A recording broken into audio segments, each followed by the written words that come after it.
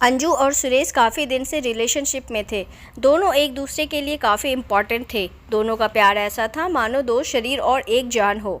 वे एक दूसरे के सुख दुख में हमेशा खड़े रहने वाले लवर्स थे।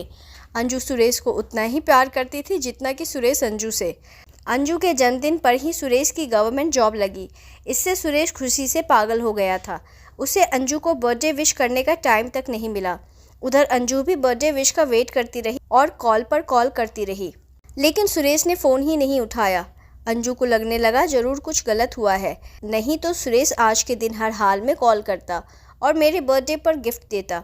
अंजू घबरा रही थी, उसे सुरेश की कोई खबर ही नहीं मिल रही थी। काफ़ी इंतज़ार के बाद अंजू के पास सुरेश के दोस्त मनीष का कॉल आया। मनीष ने अंजू को बर्थडे और सुरेश की गवर्नमेंट जॉब दोनों की बधाई दी। यह सुन अंजू खुशी से नाच उठी। वो शायद ही लाइफ में इतना खुश हुई होगी। मनीष और सुरेश एक साथ बैठकर पार्टी कर रहे थे।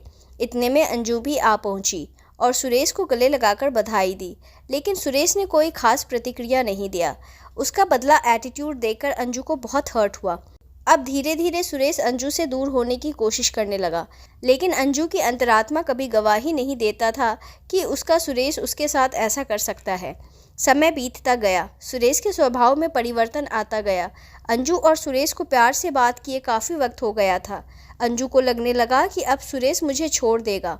उसने सुरेश से बात की तो सुरेश ने कुछ नहीं कहा। एक दिन सुरेश ने अंजू को मिलने के लिए बुलाया और बोला, देखो अंजू, अब मेरी लाइफ व्यस्त हो चुकी है, मुझे भूल जाओ, तुम अपनी ज़िंदगी में आगे बढ़ो। यह सुन अंजू रोने लगी।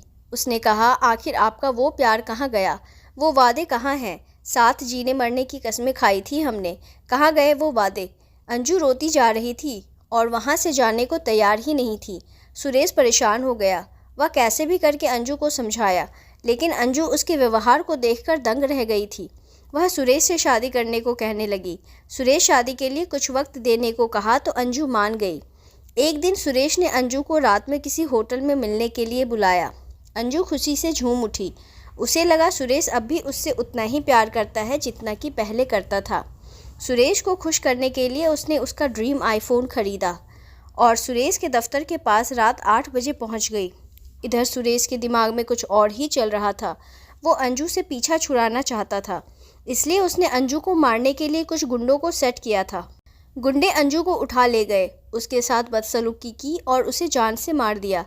गुंडों को अंजू के बैग से आईफोन और एक सुंदर सा डायरी मिला। उन्होंने वो डायरी और आईफोन सुरेश को पहुंचा दिया।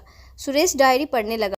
उसमें लिखा था, सुरेश, मैं आपका ड्रीम पूरा करके बहुत खुश हूँ, पर मैं यह काफ़ी पहले पूरा कर देती, लेकिन आपके पापा की बीमारी में मैंने अपने गहने गिरवी रखकर पैसा दिया था जो आपसे छिपाया।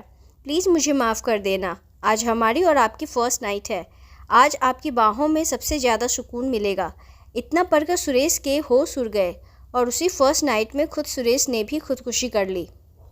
आपको यह कहानी कैसी लगी हमें कमेंट कर ज़रूर बताएं। नई कहानी सुनने के लिए हमारे चैनल को सब्सक्राइब करना ना भूलें। मिलते हैं एक नई कहानी के साथ, तब तक धन्यवाद।